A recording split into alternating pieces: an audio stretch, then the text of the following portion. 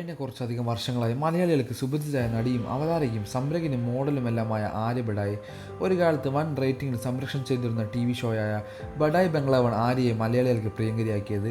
അന്ന് ആര്യ രമേശ് പിഷാരടിയുടെ ഭാര്യ റോളാണ് ചെയ്തിരുന്നത്. യാഥാർത്ഥ്യ പേരുകളിലാണ് ബഡായി ബംഗ്ലാവിൽ എല്ലാവരും പ്രത്യക്ഷപ്പെട്ടിരിക്കുന്നത്. അതുകൊണ്ട് ആര്യ യാഥാർത്ഥ്യ ജീവിതത്തിലെ രമേശ് പിഷാരടിയുടെ ഭാര്യയാണെന്ന് പ്രേക്ഷകരിൽ പലരും തെറ്റിദ്ധരിച്ചിരുന്നു. ബഡായി ബംഗ്ലാവിലൂടെ ലഭിച്ച ജനപ്രീതി സിനിമാ അവസരങ്ങൾ ലഭിക്കാൻ ആര്യയെ സഹായിച്ചു. ബഡായി ബംഗ്ലാവ് ജീവിതത്തിലെ ഒരു നാഴികക്കല്ലായതുകൊണ്ട് തന്നെയാണ് പേരിനൊപ്പം ബഡായി എന്ന് കൂടി ആര്യ ചേർത്തത്. 2 മാസം മുമ്പായിരുന്നു ആര്യയുടെ വിവാഹം. മുൻ ബിഗ് ബോസ് താരവും അവതാരകനും DJ-യും സുഹൃത്തുമായ സിബിൻ ബെഞ്ചമിനാണ് ആര്യയെ വിവാഹം ചെയ്തത്. തിരുവനന്തപുരത്ത് ആഘോഷപൂർവ്വം ഹിന്ദു ക്രിസ്ത്യൻ മതചാരകപരമായിരുന്നു വിവാഹം. ആര്യയുടെ 2ാം വിവാഹമായിരുന്നു സിബിനുമായി നടന്നത്. ആദ്യ വിവാഹം പ്രണയവിവാഹമായിരുന്നു. സ്കൂൾ കാലം മുതൽ പരിചയപ്പെട്ട സുഹൃത്തും നടി അർച്ചന സുശീലിൻ്റെ സഹോദരനുമായ രോഹിത് സുശീലിനായിരുന്നു ആര്യയുടെ ആദ്യ ഭർത്താവ്.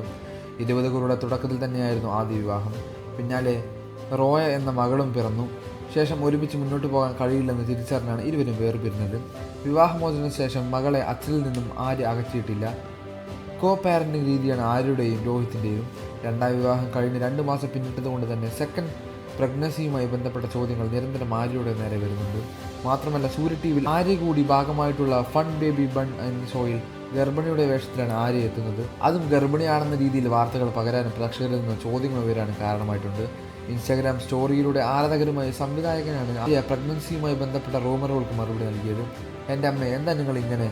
ബഡായി ബംഗ്ലാവ് ചെയ്യുന്ന സമയത്ത് നിങ്ങൾ എന്നെ പിഷാരയുടെ ഭാര്യയാക്കി. ഇപ്പോൾ അങ്ങനെ വിശ്വസിക്കുന്ന ഒരുപാട് പേരുണ്ട്. ക്യാരക്ടറാണ് സുഹൃത്തുക്കളെ. ആ പരമ്പരയിൽ ധർമ്മജൻ ബോൾഗാട്ടിയുടെ ഭാര്യയായിട്ടാണ് എത്തുന്നത്. ആ ലേഡി ക്യാരക്ടർ പ്രഗ്നൻ്റ് ആണ്.